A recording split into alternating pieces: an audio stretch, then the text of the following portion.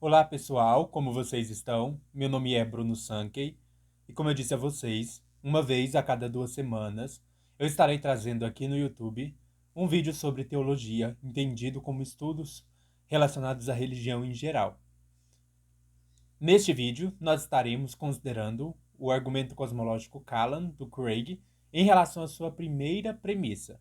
Eu já peço a você que deixe o seu like no vídeo, se inscreva no canal caso você não seja inscrito e ative o sininho a fim de receber novas notificações. Neste vídeo eu estarei me baseando no livro The Kalam Cosmological Argument, do William Lane Craig, e nós vamos estar estudando a primeira premissa do argumento cosmológico Kalam. O argumento cosmológico Kalam, que surgiu com os árabes, ele foi retomado pelo filósofo William Lane Craig, filósofo contemporâneo, e esse argumento é composto de duas premissas que levam a uma conclusão. A primeira premissa diz que tudo que começa a existir tem uma causa. A segunda premissa diz que o universo começou a existir. E a conclusão que deriva-se, então, logicamente dessas duas premissas é de que, portanto, o universo também tem uma causa. O universo tem uma causa, porque ele começou a existir. Tá, o argumento, quando a gente olha para ele, ele parece válido, né? A gente tem a primeira premissa, a segunda premissa, e parece que, se a primeira premissa e a segunda premissa forem verdadeiras, logicamente se segue a conclusão. Nós vamos estudar neste vídeo se a primeira premissa é verdadeira, que diz: tudo o que começa a existir tem uma causa. Neste vídeo eu vou estar considerando os argumentos do Craig a favor dessa premissa. Então nós vamos ver argumentos a favor da premissa neste vídeo. Então, tudo que começa a existir tem uma causa. A primeira coisa que é importante pontuar nessa expressão, tudo que começa a existir tem uma causa, que não é que tudo o que existe tem uma causa, mas sim que tudo que começa a existir.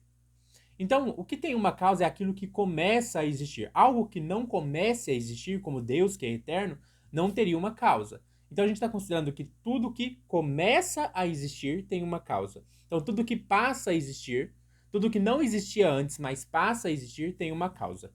A segunda coisa que o Craig manda a gente prestar atenção é que, nesse caso do argumento Kalam, a ideia de causa aqui não é causa no sentido de uma causa contínua, uma causa que sustenta algo na existência. Aqui a palavra causa está sendo usada no sentido daquilo que faz com que uma coisa passe a existir. Então trata-se de uma causa que traz as coisas à existência. Primeiro você sentiu um estado anterior onde a coisa não existia, e agora você tem um estado posterior em que a coisa existe. Então esses dois pontos são importantes. A premissa, tudo que começa a existir tem uma causa, se aplica somente àquilo que começa a existir, e a palavra causa está sendo usada não no sentido de uma causa contínua que sustenta a coisa na existência, mas no sentido de uma causa que produz, que traz a coisa à existência. E aí o Craig vai usar alguns argumentos para a gente concluir que tudo que começa a existir tem uma causa. O primeiro argumento diz respeito às evidências empíricas e o segundo argumento diz respeito a uma categoria a priori do entendimento. Antes da gente considerar esses dois argumentos, o Craig vai considerar as críticas que alguns fazem à primeira premissa. Geralmente, as pessoas que criticam a primeira premissa criticam o princípio da causalidade, dizendo que nós não temos evidências ou que o princípio da causalidade não se aplica à realidade, que ele é somente uma questão interna da nossa mente ou que ele é fruto de um hábito. E aí, geralmente, o argumento que é usado para defender isso, de acordo com o Craig, é o argumento do Hume, de que seria possível imaginar algo começando a existir sem ter uma causa. Então, vamos fazer um exercício de imaginação. Eu consigo, neste momento, imaginar aqui numa sala que eu olho para o lado e surge, de repente, um coelho. Então, eu estou aqui e, de repente, surge um coelho do nada, assim. Eu estou aqui e surge um coelho do nada. E aí a pergunta é, dá para imaginar isso? Dá para imaginar um coelho aparecendo do nada numa sala? Será que isso envolve alguma contradição, algum absurdo? Parece que não. Parece que eu posso perfeitamente parar aqui e imaginar um coelho aparecendo aqui do nada do meu lado.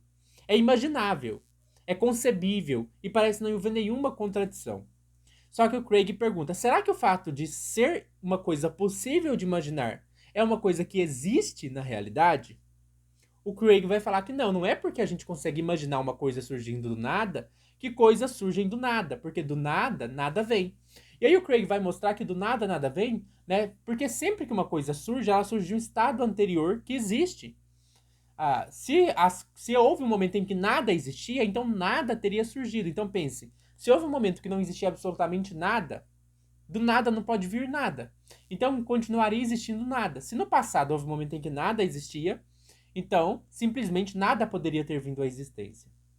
Porque do nada, nada pode vir. Então Craig adota a ideia de que do nada, nada vem. E ele vai dizer assim que isso é bastante intuitivo. Então, todos nós vivemos a nossa vida crendo em causalidade. A gente entende que se a gente pegar um copo e jogar água dentro dele, que as coisas vão causar uma outra. A gente acende o fogo para ferver a água. A gente sabe que o fogo vai causar uma ebulição na água, o calor do fogo. Então, assim, a gente vive a nossa vida sabendo, pressupondo a causalidade. E é muito estranho alguém dizer que a causalidade não existe, né? Porque a causalidade é algo muito intuitivo. Então, essa primeira premissa, ela é a menos disputada, porque, em geral, até a pessoa mais cética, de algum modo, ela concorda com a veracidade do princípio da causalidade. Mas aí a gente tem dois argumentos, assim, a favor de entender que há um princípio da causalidade, que tudo que começa a existir tem uma causa. O primeiro diz respeito à evidência empírica. Nós temos uma evidência repetida com coisas causando outras coisas.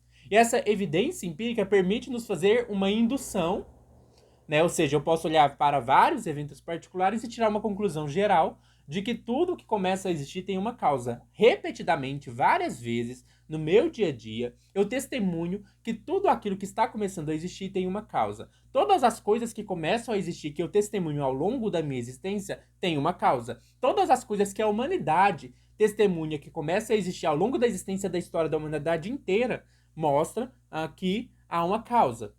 Portanto, a gente pode concluir que tudo que começa a existir tem uma causa. Mas aí alguém vai dizer, não, mas espera aí, indução não prova nada. Como assim você faz essa indução? Porque, por exemplo, o fato do Sol nascer todos os dias não significa necessariamente que ele vai nascer amanhã. O que o Craig vai falar, né? Que é estranho a gente usar esse argumento, porque a coisa que a gente tem mais experiência, repetidamente, é justamente o princípio da causalidade. Qualquer outra coisa que a gente faça uma indução tem muito menos amostra do que o princípio da causalidade como um todo. Por exemplo, a ciência olha para uma água ebulindo a 100 graus Celsius e chega à conclusão geral. Todas as vezes que a água é aquecida a 100 graus Celsius, considerando uma dada pressão atmosférica e tal, ela vai entrar em ebulição, foi feito com base em várias observações. Só que a observação do princípio da causalidade é muito mais ampla, porque a água ferver a 100 graus Celsius é um tipo de causalidade entre várias outras que a gente observa. Então, se a gente não pode concluir o princípio da causalidade a partir da indução, então a gente não pode concluir nada a partir da indução. Porque a coisa mais bem fundamentada, a coisa que tem mais evidência observacional é o princípio da causalidade. Não tem nada que supere, em termos de evidência, o princípio da causalidade. Então, se a gente não pode fazer uma indução a partir do princípio da causalidade, a gente não pode fazer indução a partir de nada. E o princípio da causalidade, ele é tanto verificado, eu posso a todo momento verificar que tudo que começa a existir tem uma causa, e ele não é falseável. Até hoje ninguém conseguiu mostrar alguma coisa que surja sem uma causa. Então a gente tem forte evidência para acreditar no princípio da causalidade. No entanto, alguém pode dizer, mas a indução não dá certeza absoluta. Mas aí a gente tem um outro argumento, que é o argumento da categoria a priori do entendimento. Aqui o Craig vai fazer uma referência ao Kant, embora ele vai interpretar o Kant um pouco diferente, né? O que acontece? Nós recebemos vários dados do sentido. Então nós temos vários dados que a gente recebe dos sentidos. Vamos colocar aqui 2 dados da visão de exemplo. O primeiro dado que eu recebo da minha visão é o dado de um fogo aquecido. O segundo dado que eu recebo da minha visão é da água que está sobre esse fogo, né, numa panela, e essa água entrando em ebulição a 100 graus Celsius. Então eu tenho aqui dois eventos, 2 dados da realidade. O dado do fogo, o dado da água fervendo. Eu processo esses dados. O que faz eu linkar os 2 dados? O que faz eu relacionar esses 2 dados? Para eu relacionar esses 2 dados, não pode ter alguma coisa da experiência que me faz relacionar esses 2 dados. Para eu relacionar para eu saber que tem uma relação entre o fogo e a água fervendo, eu preciso de alguma categoria que já nasce comigo, que faz eu perceber uma conexão entre esses dois dados que os meus sentidos processam. Essa categoria que já nasce comigo e que é anterior ao dado, porque para eu organizar o dado de acordo com essa categoria tem que ser a priori, ou seja, anterior à experiência.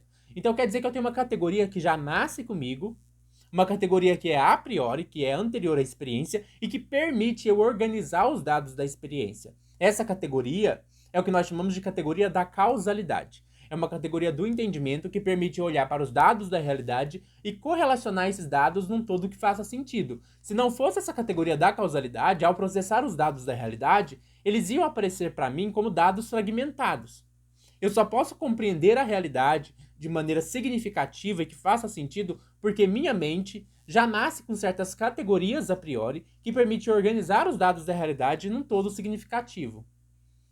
O que isso quer dizer? Se eu já nasço com uma categoria a priori da causalidade, se ela já nasce comigo, quer dizer que ela não é derivada da experiência, ou seja, eu não preciso pensar nela como uma coisa que depende completamente da indução.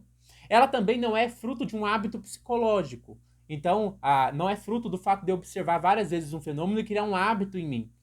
Na verdade, essa categoria já nasce comigo, faz parte da estruturação da minha mente e é a partir dela que eu consigo compreender os dados da realidade. O que o Craig vai concluir a partir disso? Se eu tenho uma categoria em mim que permite eu estruturar os dados da minha experiência de modo que eles façam sentido, é porque essa categoria está em conformidade com o modo como os dados estão estruturados fora de mim. Então, se eu consigo pegar os dados que chegam no meu sentido e organizá-los dentro de uma estrutura que faz sentido, que é significativa, é porque esses dados, lá na realidade, eles também estão estruturados dessa forma. Então, o que a minha mente faz? A minha mente tem uma estrutura que permite ela pegar os dados que vêm dos sentidos e organizar eles de uma forma que faça sentido, de uma forma significativa, o que torna possível uma experiência, o que torna possível viver no mundo, o que torna possível compreender a realidade.